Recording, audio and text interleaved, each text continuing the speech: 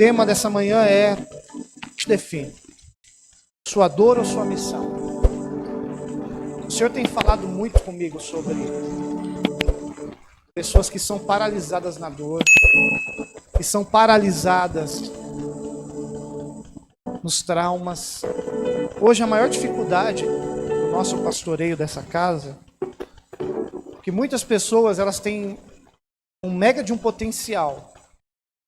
Elas têm um mega potencial em Deus, são comunicativas, são auxiliadoras, são dizimistas, são ofertantes, servem a igreja.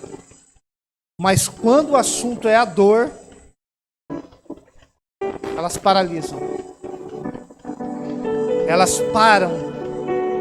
Elas empacam. Elas não se permitem avançar. Porque uma coisa que eu aprendi nesses dias, como pastor, são 7 anos como pastor, já somando o meu tempo de liderar a empresa, tudo, já dá trabalhei 16 anos nessa área liderando, mas o tempo de pastoreio, quase minha idade, né? Se somar as duas cargas com pessoas, lidando com pessoas, o que mais paralisa as pessoas são a dor. Porque o que nos descaracteriza é o pecado, irmãos. Porque quando você vê alguém que já se afastou da igreja, se afastou da vontade do Senhor, e um dia ela foi um pastor, um dia ela foi uma missionária, um dia as pessoas olham para ela e dizem o quê? Nossa, um dia ele foi um pastor, hoje ele é um usuário de droga. Um dia ela foi uma missionária, hoje ela se prostitui. Um dia ela foi isso, um dia... Então o pecado o quê? Nos descaracteriza daquilo que um dia Deus nos chamou para ser, amém? Mas eu aprendi nesse decorrer da minha vida que a dor, ela não descaracteriza, ela deforma. Então muitas vezes nós andamos em dor, andamos centrados nessa dor, nós somos muitas vezes, andamos num caminhar mais lento. Já viu alguém que tem dor? Ela se deforma. Quem aqui já teve dor na coluna? Sofia, você já estava com dor na coluna. Falei, Sofia, você tem 70 anos? Já percebeu alguém que tem dor na coluna? Como que ela anda? Porque a dor deforma. A pessoa anda assim, né? Quantos anos você tem? 25. Quando alguém tem dor, quem já teve aqui? O presbítero Hudson já teve pedra nos rins. Já viu como que é? A dor te joga no chão, irmãos. Isso que é uma dor insuportável. Eu já fiquei gripado, eu posso imaginar. Mas diz que a pessoa se joga no chão, vira de um lado dói, vira do outro dói, porque a dor deforma. Quem já teve dor de dente? É a dor do Satanás, irmãos. Dá vontade de pegar a cabeça na parede assim, pegar o dente. Porque a pessoa, ela pode estar no ambiente que for, ela pode estar na Disney, ela pode estar no parque aquático. Se ela tiver com dor, a dor deforma.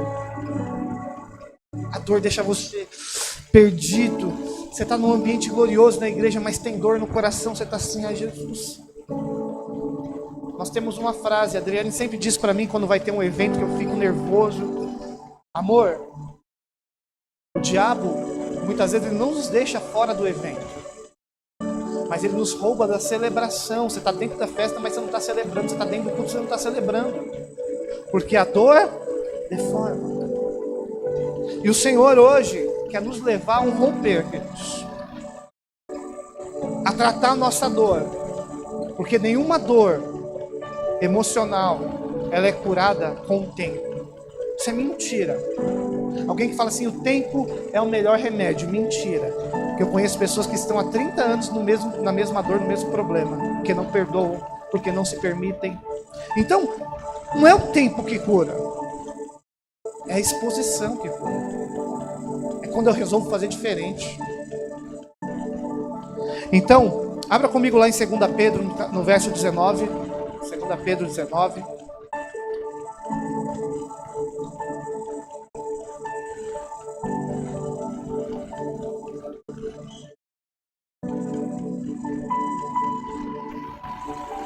Diz assim, 2,19.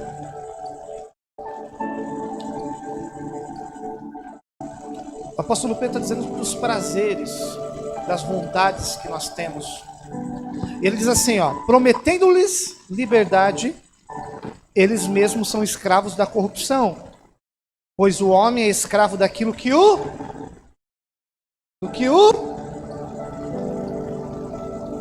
Então, aquilo que nos domina é o nosso Senhor. Porque, queridos, o que eu quero frisar dentro disso,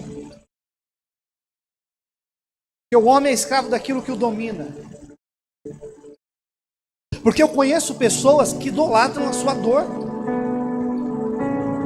que gostam de ser o centro da atenção, porque a dor o domina.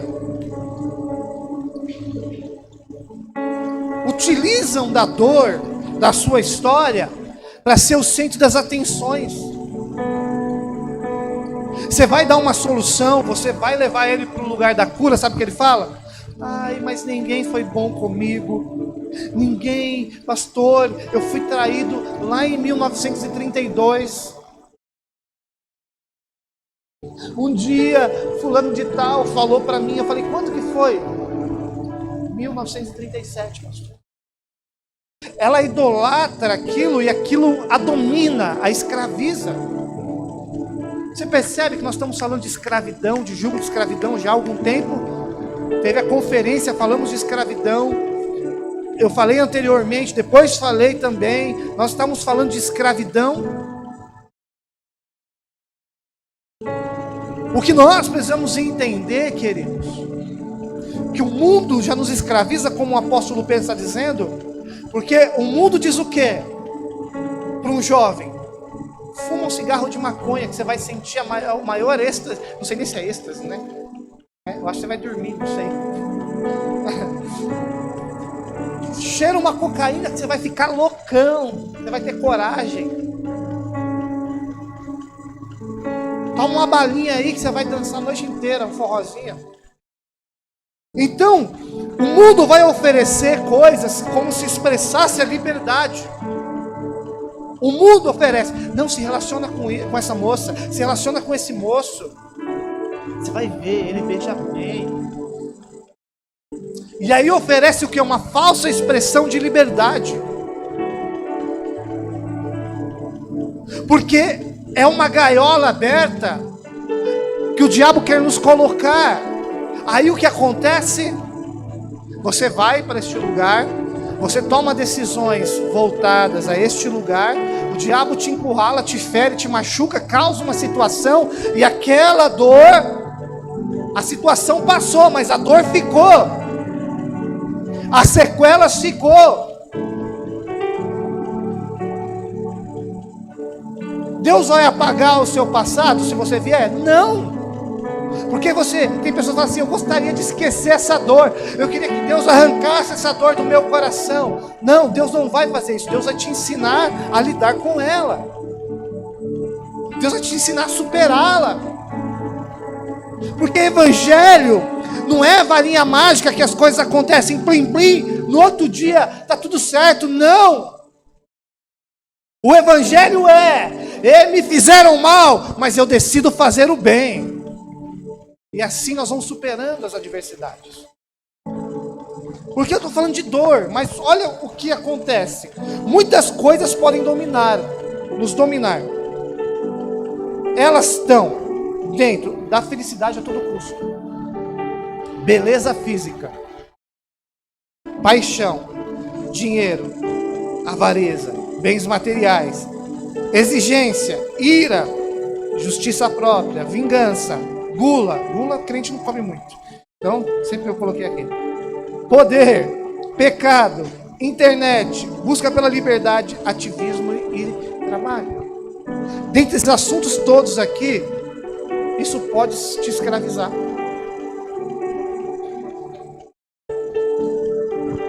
Porque quando eu estava na empresa e mudou a gestão da empresa, a gestão queria implantar na nossa cabeça o quê?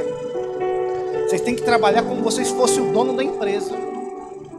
Tem que abrir, tem que fechar, tem que lutar. Aí um dia na reunião um rapaz falou assim, mais corajoso que eu, mas eu vou ganhar igual o dono? Não, mas você tem que dar cara, a loja é sua casa. Ele falou assim, a loja não é minha casa, a loja é nossas vidas. Que se nós não tomarmos cuidado, nós temos que trabalhar, honrar os nossos compromissos, amém? Isso é honestidade. É lógico que nós vamos ter que trabalhar mais em alguns momentos para a gente sanar as nossas responsabilidades. Mas o Senhor não quer que nós vivamos de loucura, doentes emocionais, ansiosos. Vocês lembram que eu tinha um sinal aqui na cabeça? Emocional, irmão. Nem o chamado, que a gente diz que é o chamado, Deus não tem essa loucura pra gente. Isso é coisa da nossa cabeça. Deus tem pressa para fazer. Não, Deus não tem pressa. Pressa é coisa de gente desorganizada. Deus tem o controle de todas as coisas. Eu sempre falo para os líderes, eu não quero a sua mão de obra na igreja, eu quero ver você saudável, fluindo. Porque se nós não entendermos isso, nós vamos nos tornar refém das nossas próprias correrias. Porque o princípio que Deus estabeleceu é descanso. Deus fez todas as coisas, mas no sétimo dia Irmãos, ele descansou. Deus precisava descansar? Você já viu alguém se cansar falando? Faz isso. Olha, água, dividam. Ó, plantas, peixes, animais. Já viu alguém cansando falando? Deus não se cansou, Deus não se cansa. Mas ele deixou um princípio para nós. No sétimo dia ele descansou. Pôs a rede lá no céu. Deixa eu avaliar. Oh, que obra bonita. Se nós não entendermos, nós vamos nos tornar escravos de tudo isso. E tudo aquilo que não dominamos vai acabar nos dominando. E por consequência nos tornamos escravos de dores, de situações. E dentro dessa palavra eu vou citar algumas passagens, e algumas delas eu já ministrei aqui na igreja. E algumas pessoas podem falar assim, acabou a repercussão, pastor? Repertório? Não, não acabou. Mas quando Deus insiste num assunto, porque ele tem algo para fazer. Está lá em 2 Reis 5, 2 e 3.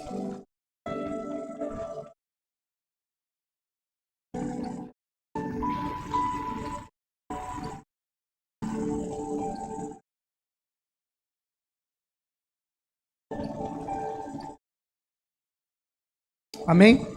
O pastor abriu a palavra hoje em que livro? Tem muita gente que não achou, né? Está disse para aula bíblica, eu estudo bíblico aqui na igreja, viu? Já fui assim, irmãos. Abra a Bíblia lá em Abacuque. Aí o índice da Bíblia. Aí você abre no Salmo. Verdade, Jesus. Santo Deus. A Bíblia abre nos Salmos no meio. Aí o pastor pega e fala assim, compartilha a palavra com quem está do seu lado. Aí, ai, Jesus. Aí a Bíblia cai no chão. Ai, caiu, meu Deus do céu. Vamos acompanhar no telão, irmão. Deus conhece a sua fraqueza, viu?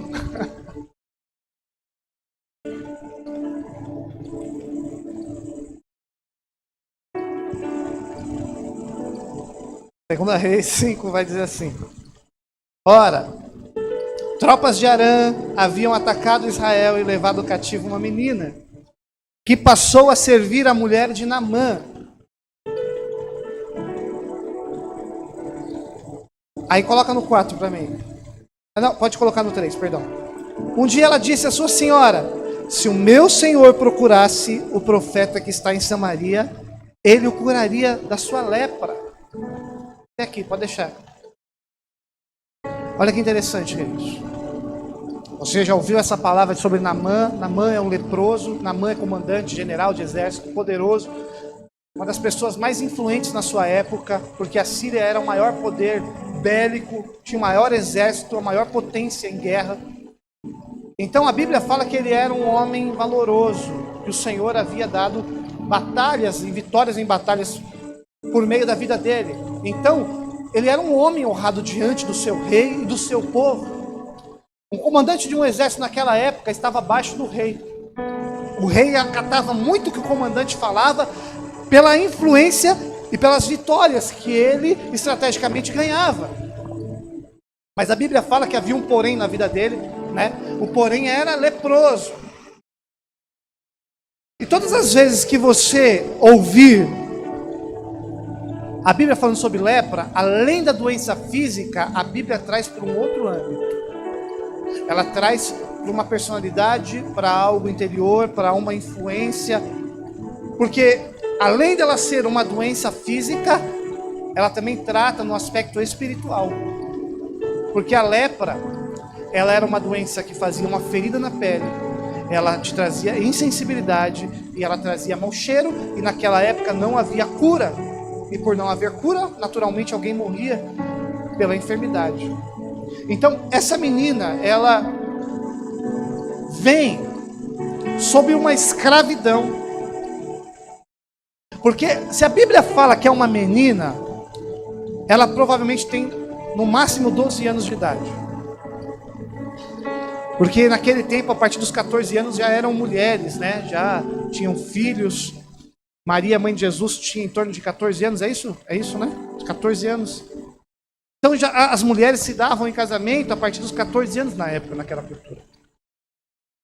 Então era uma menina que, quando o exército sírio invadiu Israel, Naamã pensou: minha mulher está reclamando dos afazeres de casa, vou levar uma empregada para ela.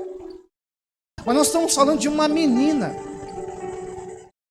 que tinha pais, que tinha irmãos, que tinha colegas, que radicalmente muda de lugar, de país. É a mesma coisa. Quantos anos você tem, Mariane? 13 anos. A Mariane está na casa dela, um exército inimigo invade, leva ela para um outro país, numa cultura totalmente diferente, num país inimigo. E de repente, essa menina se vê longe dos pais. Imagine uma criança. Eu tenho vagas memórias, irmãos, de eu me perdendo no mercado, quando eu ia fazer compra com os meus pais. E já parou para pensar, quanto menor nós somos, maior é os ambientes se tornam? Você lembra quando você que é adulto teve que sair a primeira vez sem os seus pais para resolver alguma coisa?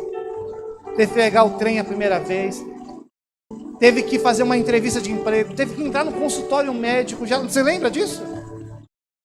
Não era um mundo gigante demais?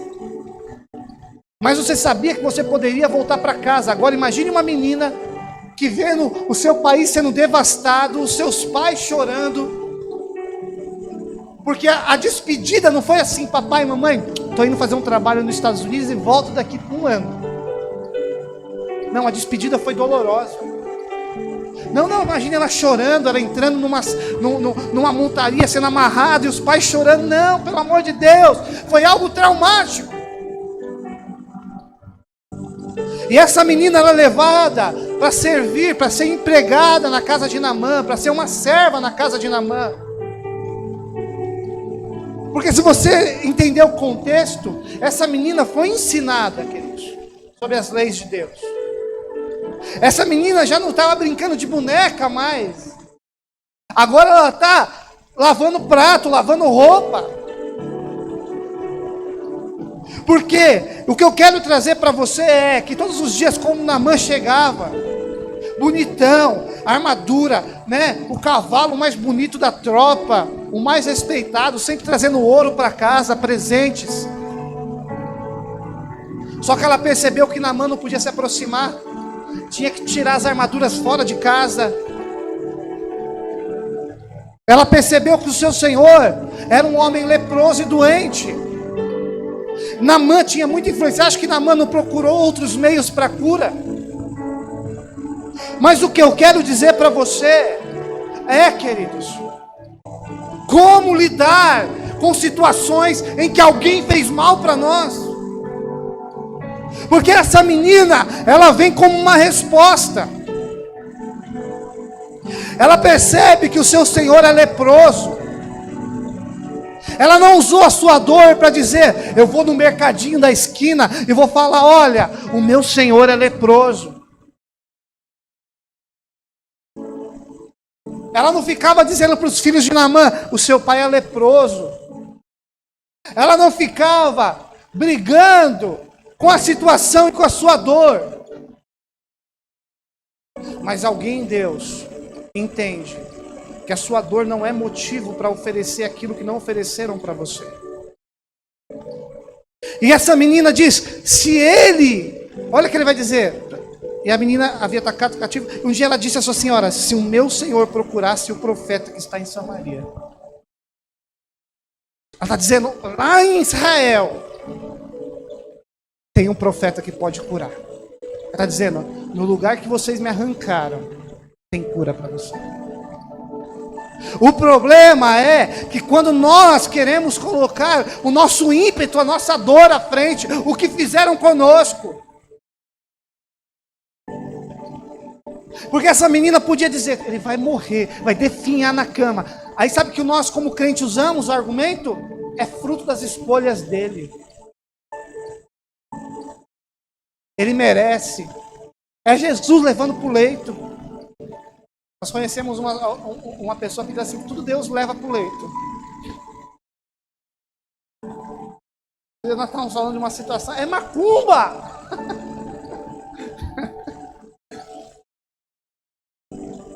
Então, a dor, ela pode nos levar a um lugar, queridos, porque você pode estar na igreja e reagindo com a sua dor. Você já viu um cachorro que só apanhou na vida? Já viu, irmão? Você vai chegar perto dele e avança. Você não pode chegar perto dele. Por quê? Ele reage com a sua dor, ele já sofreu. Mas quando nós entramos no âmbito e entendemos que nós somos homens e mulheres de Deus, a reação precisa ser outra. Independente do que fizeram, você ainda está de pé, o Senhor é o seu Deus. E ela decidiu o quê? Ser uma solução.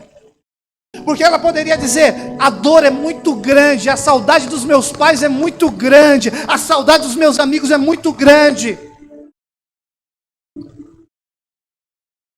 E essa dor é maior do que tudo, e por isso eu sou escravo da minha dor. Mas ela não, ela diz assim: lá em Israel tem cura. Porque o que precisa nos definir não é a nossa dor. O que nos define é a missão que Deus confiou a nós.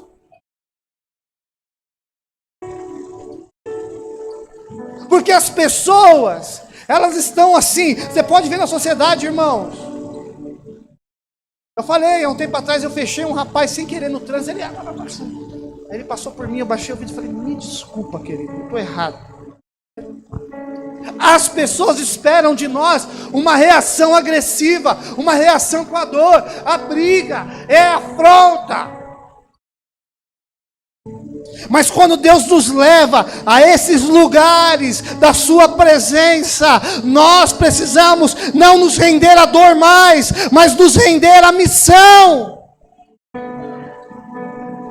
Porque Deus ministrou essa palavra no meu coração novamente. Já tem uns 3 meses que Deus está falando para nós resolvermos as coisas pequenas. Porque não é, a gente quer viver as grandes coisas. Deus está dizendo: eu não vou estabelecer algo antes de vocês receberem aquilo que ainda está em aberto. Deus me trouxe questões pessoais que eu achei que estavam resolvidas, mas não estão. Porque o tempo não cura, o tempo camufla, o tempo esconde, o tempo empoeira. E Deus disse: enquanto não resolver as coisas que estão em abertas, não vou mover para a próxima estação.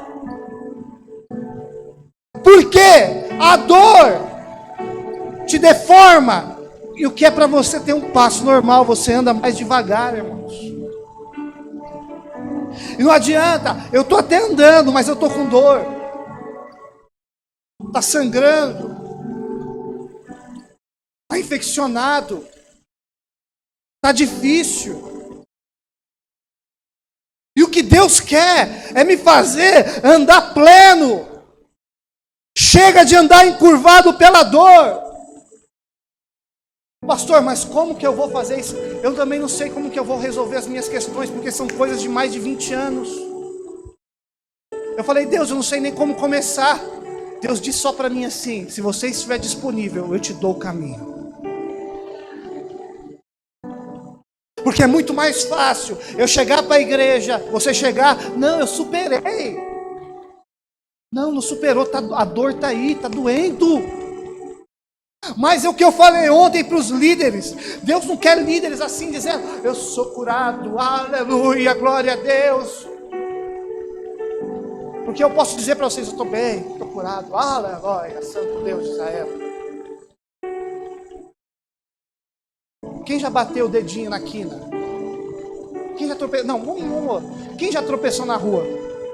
Bateu o dedão naquela alavanquinha assim, pum! Mas tá todo mundo olhando para você. Aleluia. Tem muita gente andando assim, disfarçando. E Deus está dizendo: não precisa disfarçar para mim, eu sei. Eu vi os tropeços. Eu vi as quedas. Eu sei o que fizeram com você. Você não sabe perdoar, você tem dificuldade em perdoar, não tem problema. Eu sou o perdão, deixa eu entrar na dor, porque o meu perdão vai reverter essa dor em cura. Porque essa menina, ela disse assim: eu não vou ser escravo da minha dor. Irmão, deixa eu dizer uma coisa: tem coisas que estão retidas na sua vida, porque você não liberou perdão. O perdão, eu vi essa frase e achei maravilhosa: as coisas mal resolvidas na sua vida são cadáveres. Seja, o cadáver, você tem que fazer o que, irmãos? Quando alguém morre, o que você tem que fazer? O quê? Enterrar, não é? Você já viu alguém guardando cadáver em gaveta? Por que não guarda em gaveta? Porque fede, decompõe. Tem muita gente que tem coisas que estão aparecendo agora, algumas reações, porque são cadáveres que estão guardados. E situações. Cala-te em nome de Jesus. Por quê? Porque estão guardando coisas que já deveriam ser enterradas. É igual quando alguém diz para mim: pastor, eu perdoei, mas vive jogando na cara. Isso não é perdão, irmãos. Perdão é lidar com a dor. Mas, Senhor, se eu decidir perdoar, me ajuda. Me ensina a esquecer. Porque essa menina poderia dizer: vai morrer infeliz. E a gente usa o discurso de Deus ainda. Qual é o discurso de Deus? Está pagando o preço das suas escolhas. A lei da semeadura, pastor. Porque a gente parece espiritual falando isso, não é? Não fica bonito? Fica ou não? Você fala assim: está pagando o preço. É Deus fazendo. Porque eu sempre falo isso. Na sua ótica que você lê a palavra, é a interpretação. Por isso tem muita gente que fala que Jesus era sangue nos olhos, metia o pé. Porque a ótica dela é essa é a justiça dela. Mas quando você lê a palavra pela ótica do Espírito, a revelação do Espírito. Porque, queridos, Jesus era sangue nos olhos? Era. Quando bagunçava o templo. Quando a hipocrisia existia. Mas quando tinha alguém necessitado, Jesus não falava: queridão, escolhas, né? Publicaninho, ladrão, safado. Não. Jesus falava assim: segue, bora. Não, mas eu roubei. Não, cala a boca, vem, bora. A gente que fica criando muito caso porque a gente é religioso. A gente quer pôr a nossa justiça ao outro. A gente coloca a nossa balança no problema do outro. E no nosso a gente estabelece leveza, passa longe da balança de justiça. Então essa menina, ela falou assim: eu posso prejudicá-lo, mas também posso ajudá-lo. Mas você tem razão, você tem motivos. Não. Eu aprendi sobre Deus lá. Deus me ensinou a ser diferente. Você que não sabe, mas tem perdão aí dentro. Deus quer colocar para fora. Porque se eu recebo de Deus perdão, eu tenho perdão. Se Deus me perdoou, eu carrego o perdão. Se tenho misericórdia, carrego misericórdia, irmãos. Tem alguma coisa errada se não flui isso de você.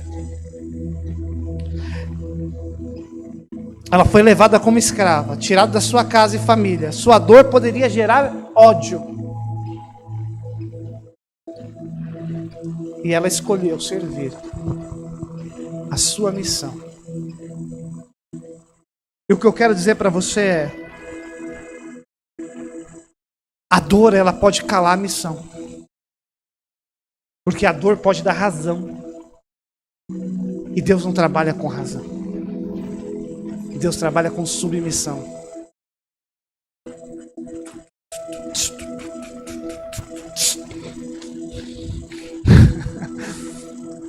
Se for Jesus, fala para ele ligar para o meu. Acontece, só que desliga o celular. Eu já não estou virado no 70, não, mas no dia que você estiver virado no 70, você vai ver.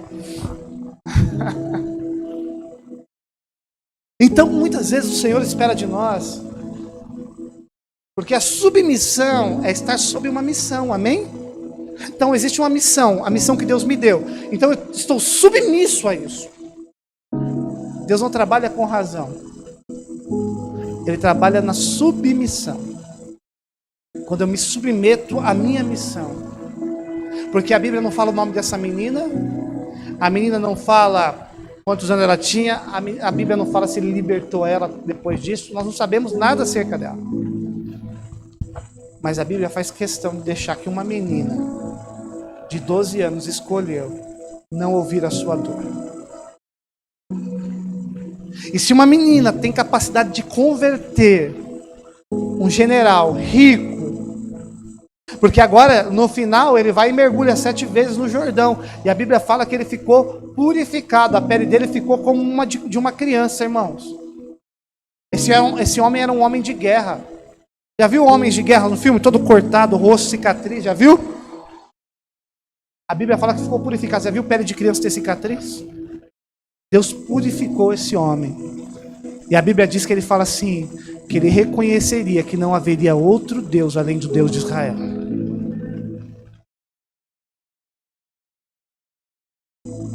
Quando você decide fazer o que Deus confiou a você, porque é isso que eu quero dizer para você, você vai ter que enfrentar algumas situações na sua vida.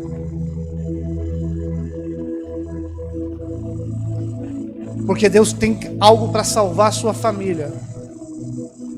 Deus tem projetos que Deus tem que salvar os seus pais,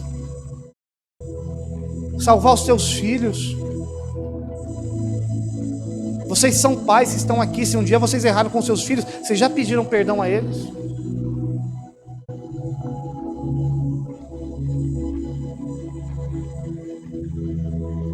Você já pediu perdão? Porque um dia a sua dor falou mais alto do que ser uma mãe? Então, o que eu disse para vocês, eu sou um homem que passou por muitos traumas na vida, irmãos. Alguns deles ainda gritam dentro de mim. E esses dias a Isabela estava uma bênção, lambendo o chão. Isabela, para! E ela nem chama. Eu estava no sofá sentado. Isabela, para. Eu dei um tapa na bunda dela, assim, pá! Só quando eu dei um tapa, ela se assustou e bateu a boca no chão. Aí abriu o berreiro, né? Aí eu coloquei ela, aí ela parou de chorar. Aí a Adriane saiu, né? Porque homem não pode demonstrar fraqueza, né? Coloquei a Isabela sentada no meu colo. Falei, olha pra mim, filha. Falei, o pai não sabe. O pai tá aprendendo ainda. O pai tá aprendendo essa coisa de ser pai. A Isabela parou. Ela olhou nos meus olhos, como tivesse ali entendendo alguma coisa. E eu falei, Deus, eu não quero que a minha dor fale mais alto dentro dessa casa. Porque quando nós nos entendemos que a dor vai falar mais alto, a gente se torna escravo dela. Mas Deus não me chamou para ser a dor. Deus me chamou para ser a cura na minha casa. Aí ali eu comecei a declarar sobre a vida dela. Você vai mais longe, filha. Você vai para as nações. Que eu não consegui romper na minha vida, você vai romper. Seu marido vai ser uma bênção, vai ser um homem apaixonado por Jesus. Você vai fluir. Ela olhava para mim assim, como se estivesse recebendo algo.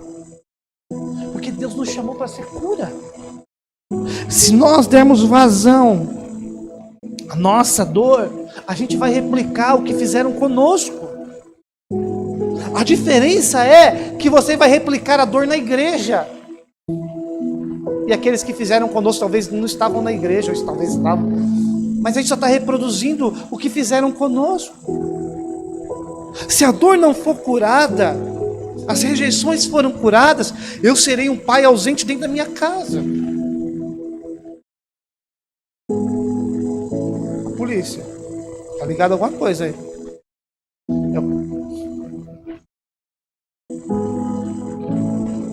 Então nós temos que entender o quê?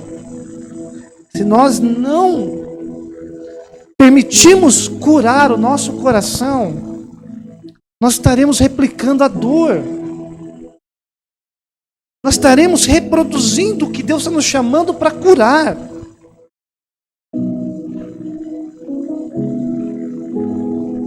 Porque aquela mulher do fluxo de sangue, ela era conhecida como o quê? Mulher do fluxo de sangue.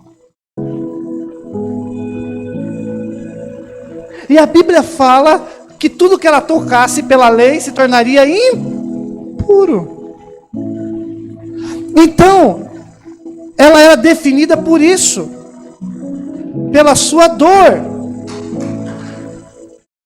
Ela não era definida pelo nome dela, nem a Bíblia chamava ela pelo nome, mas falava que a mulher do fluxo de sangue foi curada. Então, espiritualmente, aquilo que nós tocarmos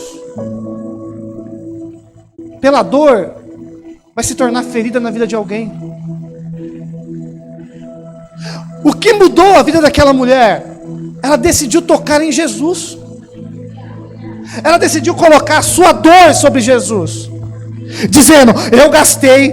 Não tem nada contra a psicologia, irmãos. Vá para o psicólogo, se trata, faz terapia, faz muita terapia, é muito bom. Ela decidiu. Ela gastou com psicólogo, ela gastou com terapia, ela gastou com tudo. Mas um dia ela decidiu colocar a dor dela sobre Jesus. Ela falou, Jesus, aqui ó, a minha dor é essa. E a Bíblia fala que cessou o fluxo. Por quê? Porque nós temos hábitos de levar dor para um monte de gente, irmãos. E quando Deus tem a capacidade de fazer por nós, só Ele tem a capacidade de fazer por nós, o que ninguém vai poder fazer, a nossa dor só vai ser cessada em Deus. Porque nós estamos falando, a pastora falou algo, e eu falei a verdade, tem muita gente aqui que é frequentador de culto, e frequentador de culto vive de paliativo.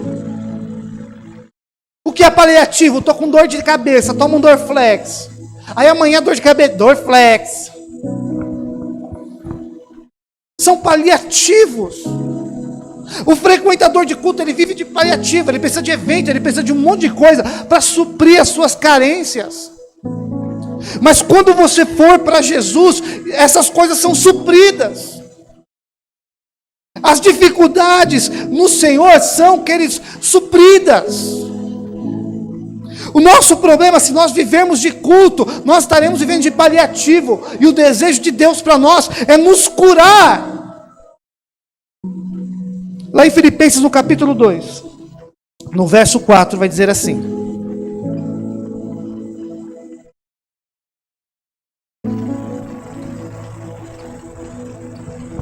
cuidando cada um, não somente dos seus próprios interesses, mas também dos interesses dos outros. O problema de pessoas que vivem diante das suas mazelas, dos seus problemas, são esses. Elas vêm cuidando só dos seus próprios interesses. Você quer melhorar isso? Começa a servir a igreja. Você vai começar a entender a importância de cuidar dos interesses dos outros. Por quê? Porque se você for olhar para a sua dor, você paralisa. Você fica mimado, você fica chato. Tem vezes que a Isabela tá chata, irmãos. Aí a gente vai lá, faz uma massagem na barriga dela, é cólica, gases. Porque alguém com dor vai tornar os ambientes mais pesados. Ela vai replicar aquilo nas pessoas. Se você fala que você tem uma personalidade difícil, que você é chato, nós estávamos falando sobre isso ontem. Isso não é um atributo, irmãos. Sinceridade que fere não é atributo. Isso é reação. Você é uma pessoa reativa à sua dor. Eu estava falando ali dos cachorrinhos que já apanharam. Muita gente quer ajudar, você já viu? Vai dar comida para eles, avançam. Por quê? Reativo à sua dor. E muitas vezes nós somos reativos. Tem gente que quer te amar, tem gente que quer cuidar de você, tem gente que quer orar por você, tem gente que quer se aproximar de você, mas você é reativo à sua dor. Aí você só se move se você estiver bem. Tem gente aqui que tem dificuldade de ser abraçado. Tem gente que se falar assim, eu te amo, ai, não responde. Porque tem dificuldade, é reativo. Porque o que está te definindo é a sua dor.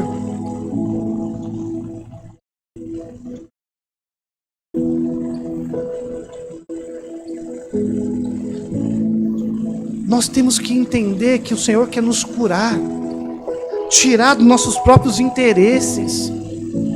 Tem gente que, se ela não está bem emocionalmente, quer dizer, ela não vem para a igreja.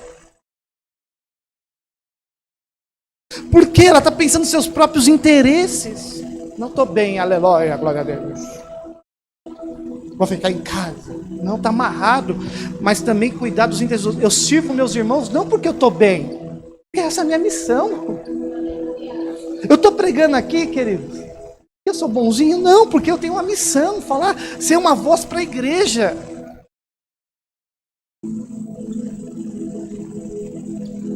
Porque tem gente que só vai se mover se tudo estiver ok. Já ouviu aquela frase? Ele tem que estar curado para curar. Ele tem que ser abençoado para abençoar. E tem coisas que Deus ainda não fez na minha vida, mas eu preciso ser instrumento. Não é sobre o que Deus já fez em mim, mas o poder que Ele tem para fazer através de mim. Porque Abraão, coloca lá para mim, Gênesis capítulo 20, 17. A Bíblia fala que Abraão não havia recebido Isaac ainda. Havia uma promessa sobre ele. Irmãos, vamos dar um exemplo aqui. Eu sou um pastor que não tenho filhos. Dá um exemplo. Quem é que tem mais filhos aqui? Quem tem mais de 5 filhos aqui? Quem tem mais de 5 filhos? Caramba, a igreja ninguém. Quem tem 4 filhos? Minha mãe tem. É missionária. Quem mais tem 4 filhos? Mirão é o Abraão dessa... pai da multidão. Aí, há uma mulher que é estéril. E eu sou estéril. Dá um exemplo, né? Aí eu vou orar para alguém. Não quero que você ore. Traz o Mirão aqui que ele é fértil. A nossa ótica é essa. E é isso que aconteceu com Abraão na casa de Abimeleque. Abraão não tem filhos. Sara velha, esperando a promessa acontecer. Mas Deus fala, ora por Abimeleque e as suas esposas, que a casa dele está estéril. Aí você, pela sua ótica, fala assim, eu quero Abraão, nada. Manda outro aí que tem um monte de filho, porque ele carrega a fertilidade do Senhor. Porque a gente mistifica, né? Aí, olha também esse ponto. Se Abraão tivesse olhado para a sua situação, ele não tinha orado.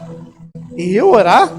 A última vez que eu tentei fazer um bebezinho aí, deu ruim para mim. Deixa eu ficar na minha aqui, que eu não resolvo nem os meus problemas, vou resolver dos outros. Aí, a seguir, Abraão orou a Deus. E Deus curou Abimeleque, a mulher e as servas dele, e elas voltaram a ter filhos. Porque não é o que Deus fez sobre mim, é o que Ele pode fazer através de mim. É sobre isso. E a gente fica empacando. Eu não tenho filho, Deus. Eu não prosperei ainda. Como que eu vou orar por prosperidade? Que não sei o que. Que não sei o que. É que você não entendeu que Deus já está gerando isso em você. E quando Deus estiver gerando em você, mas como eu posso compartilhar? Não é sobre o que você tem, é sobre o que Deus vai fazer através de você. Porque a Bíblia vai dizer que no capítulo 20 ele orou. E Abimeleque e a sua casa voltou a ter fertilidade. Só que a Bíblia diz que depois que ele orou pela casa de Abimeleque, no capítulo 21, Isaac nasce. Tem coisas que a gente precisa se desprender. Pastor, eu não estou bem, eu não vou fazer. E Deus está dizendo, comece a fazer. Porque quando você se submete à missão, aquilo que eu já declarei e determinei sobre a sua vida, virá. Como você quer fluir? Como você quer prosperar? Como que você quer que a sua empresa cresça? Se você está esperando ter para fazer, e Deus está dizendo, faça sem ter, porque enquanto você fizer, eu vou derramar, eu vou multiplicar, eu vou prosperar. Porque Abraão podia olhar para a sua injustiça, Deus prometeu, cadê? Cadê, Deus, o que o Senhor me prometeu? E Deus está dizendo, para de olhar para você, para a sua dor, para as suas ausências. Ore sobre o outro, porque o que Deus tem para você virá.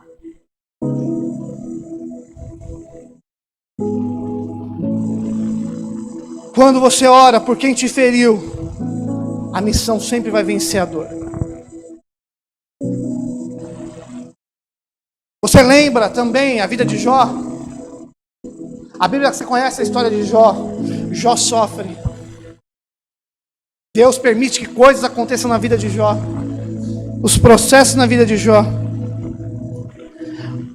Só que os amigos de Jó, quando você lê o livro de Jó, você percebe que os amigos afrontam ele, trazem culpa, sentimento pesado, ao invés de ajudar. Imagine, irmãos.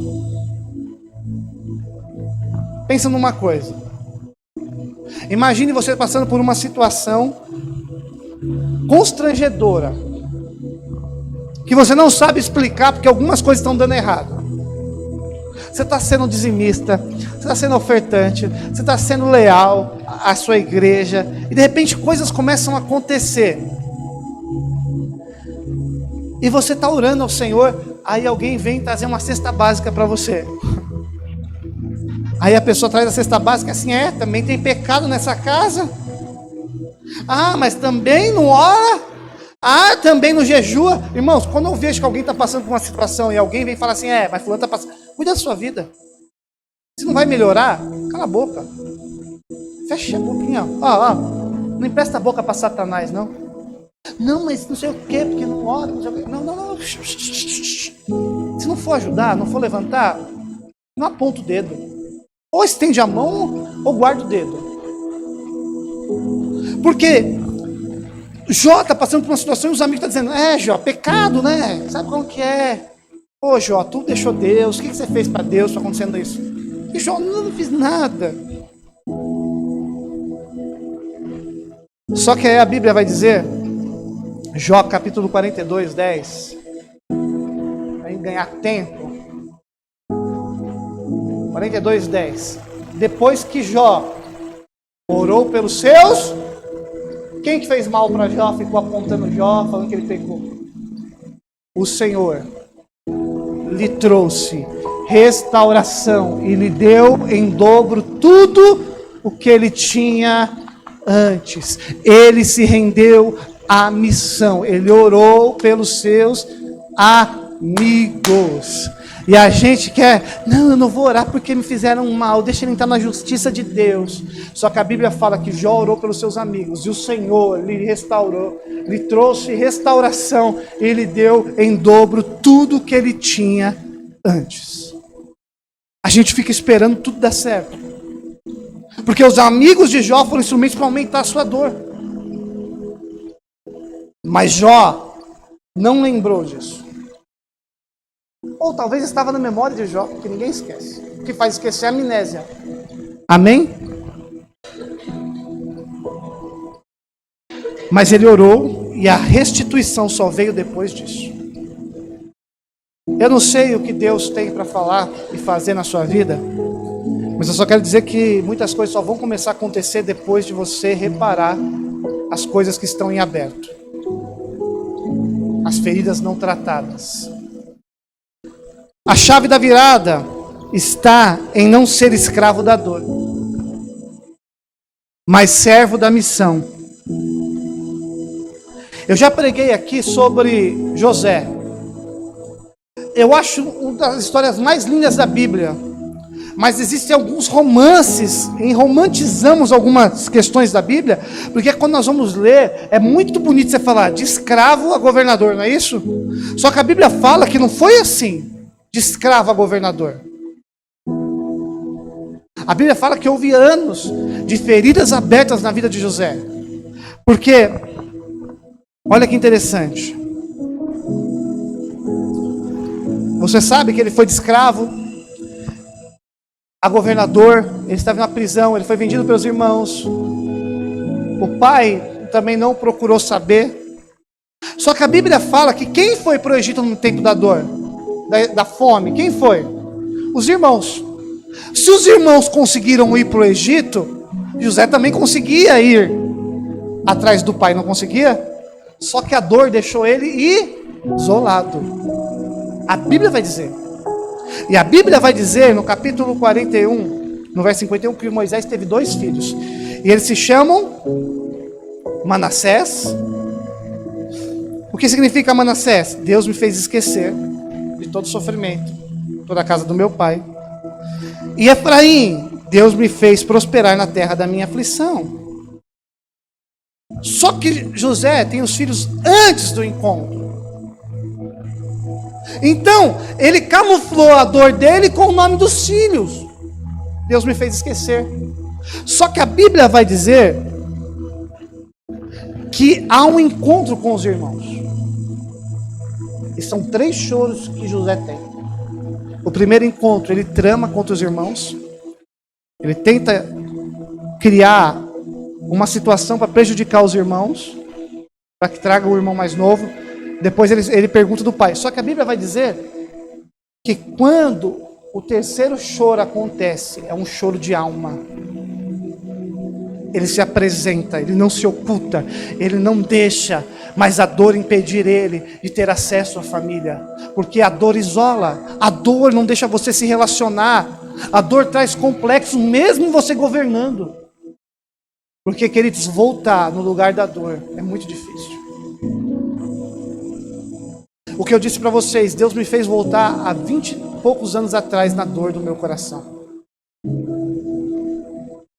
Mas Deus me fez voltar para me machucar, mas ainda não. Ele está dizendo, você pode resolver, filho. Hoje você é um homem que vai saber lidar com isso. Quando José, a Bíblia fala que coloca Gênesis 45, 2. Quando ele abre o coração, ele diz, sou eu, sou José. Hoje eu sou governador do Egito, Deus me honrou. Mas a Bíblia vai dizer, ele chorou tão alto que os egípcios ouviram e a notícia chegou ao palácio de Faraó. A dor da exposição. Porque ele podia governar um país, mas a dor estava governando o coração dele, queridos. Porque a Bíblia fala, olha que interessante, que ele tramou contra os irmãos. E quando ele trama com os irmãos, isso revela que a dor é presente. Não havia perdão. Ele não trabalhou o perdão do seu coração. Porque quando ele vê os irmãos, ele sente a dor. Eu não recordo quantos anos foi que ele virou governador. Foi quanto? 18, 17, 20? 22 anos. Olha, é de Deus, 22 anos. Misericórdia, ao mesmo tempo. 22 anos. Para ter um encontro com seus irmãos. Mas eu estou no governo. Estou bem, aleluia. Tenho um anel de poder. E aí quando ele vê a situação, ele se depara com a dor do passado. Aquilo vem à tona. E aí o perdão precisa ser trabalhado.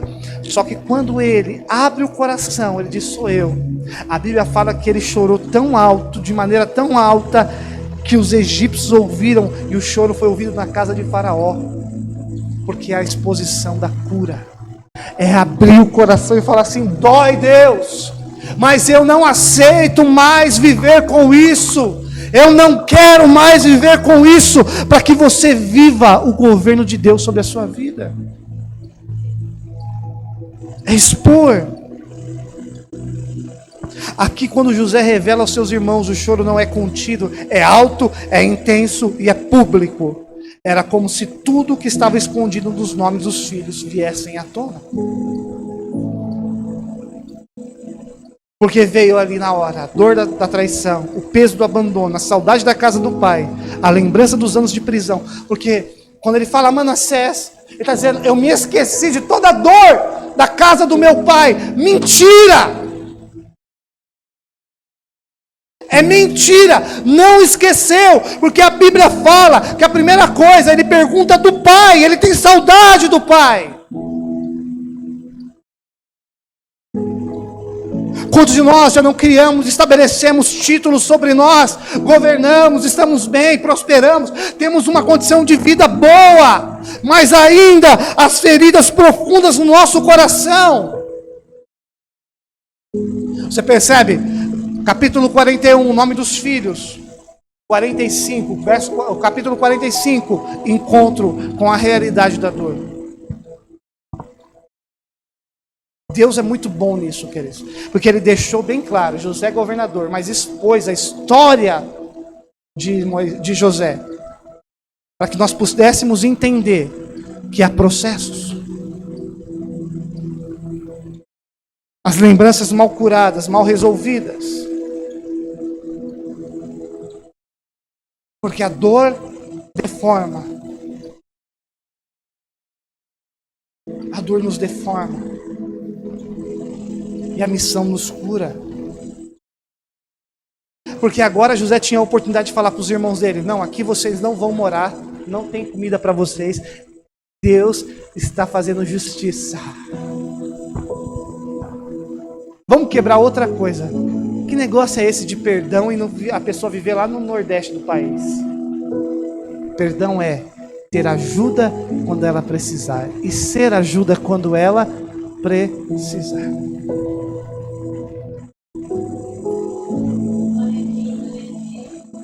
Imagine se Jesus faz isso com você. Eu te perdoo, mas você aí, eu aqui. Jesus, não, eu te perdoo e quero me relacionar com você, sabendo que você erra, que você peca, que você me abandona, que você continua fazendo muitas coisas que você já deveria ter parado, mas eu quero me relacionar com você, porque eu decido te perdoar todos os dias. Porque a dor deforma e a missão cura. Quando eu entendi que aquele homem que ficou no tanque de Betesda, 38 anos da vida dele, queridos, Ele era um paralítico, ele não conseguia acessar. Vocês conhecem a história, todas as vezes que ele queria entrar no tanque, vinha alguém, pulava na frente dele. Só que ele ficou 38 anos parado no mesmo lugar, irmãos. Ele nem mudou de lugar. Ele se acostumou. O primeiro ano ele tinha até uma expectativa, vai dar tudo certo. Alguém vai me... Assim não, né? Que tá deitado, né? Alguém vai me jogar, alguém vai me colocar. Não. Ninguém fazia isso. Sempre alguém ia na frente. Porque você está esperando que pessoas façam o que é para você fazer. Tem coisas, irmão, deixa eu dizer uma coisa. Tem coisas que é para você resolver na sua vida. Já se passaram anos, você está esperando que as coisas vão mudar assim, ó. Alguém vai chegar, vai tirar a dor do seu coração, vai com um abraço, com um beijo. Não! Não é assim. Quantos anos parado no mesmo lugar? Não prospera. E, olha, eu vou dizer uma coisa, as pessoas que menos prosperam nessa vida são pessoas que não perdoam, irmãos. Ele, 38 anos no mesmo lugar. A dificuldade desse homem. As pessoas já se acostumaram com ele ali. As pessoas já falam, não tem ali, não tem mais esperança, não. Vai morrer ali. E até o diabo diz, vai morrer ali. Já consegui cauterizar a mente dele e dela com a dor. E Jesus está dizendo, não. Jesus chegou e disse assim, olha que Jesus perguntou para ele. No verso 6 de João capítulo 5 vai dizer assim, quando o viu deitado, soube que ele vivia naquele estado havia tanto tempo. Jesus lhe perguntou, você quer ser... O quê? Você quer ser? Coloca para mim, Júlio. 5, 7. Oh, perdão, 6. João 5, 6. Quando viu deitado e soube que ele vivia naquele estado havia tanto tempo, Jesus lhe perguntou, você quer ser? Aí, olha que interessante. No 7, o paralítico disse, Senhor, não tenho ninguém que me ajude a entrar no tanque que quando a água é agitada. Quando estou tentando entrar, o outro chega antes de mim. Essa é a mente cauterizada de alguém em dor. A pergunta foi objetiva, irmãos. Você quer ser curado? A pergunta de Deus para nós é, você quer ser curado? Aí, a cauterização na mente diz assim, mas Senhor, eu não tenho ninguém que me ajude a entrar no tanque quando a água é agitada, quando estou tentando entrar no outro, a desculpa! Não, pastor, mas me fizeram mal, eu vivi uma violência, eu vivi um abuso, eu vivi isso, eu vivi aquilo, eu apanhei assim na infância, meu marido me abandonou, me traiu, e blá blá blá, e blá blá blá, e Jesus está dizendo, eu não quero saber o contexto, eu quero saber se você quer ser curado. Jesus mais uma vez diz, ai, que peninha de você. Não, ele se compadece da situação.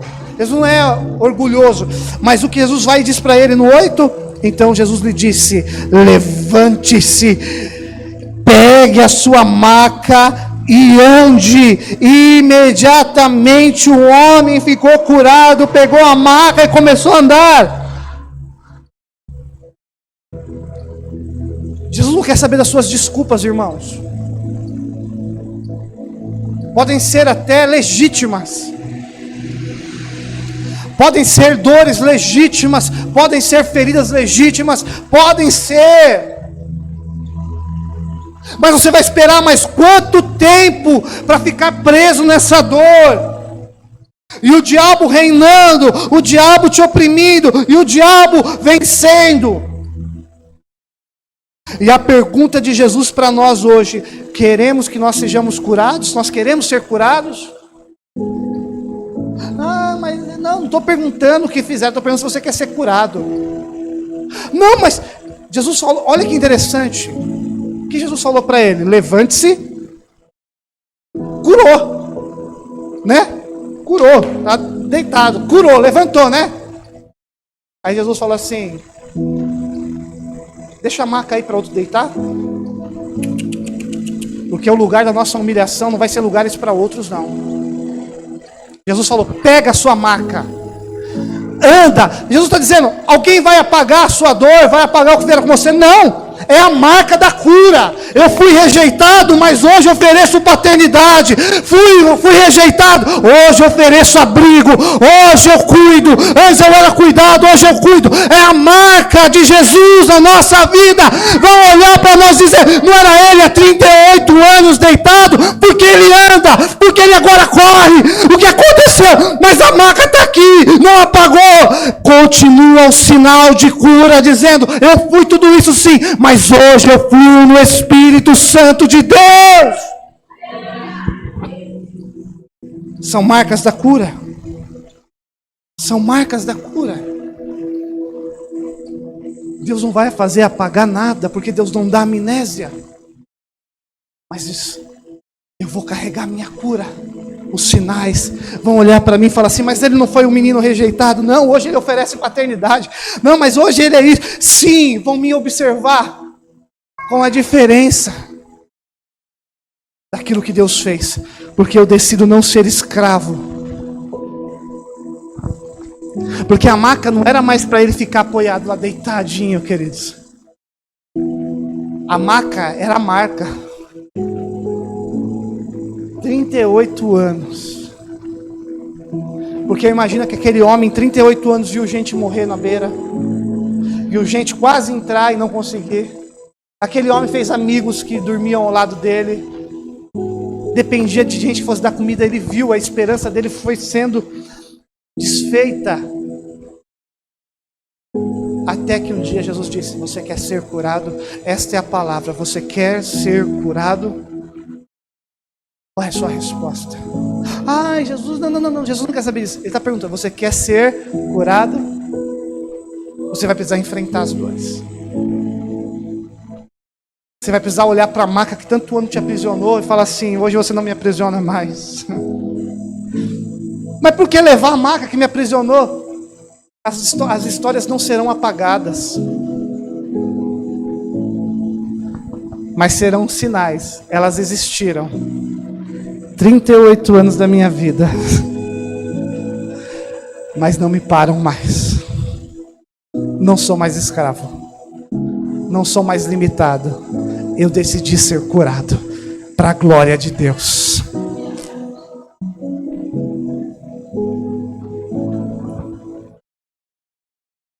Quero chamar o grupo de louvor.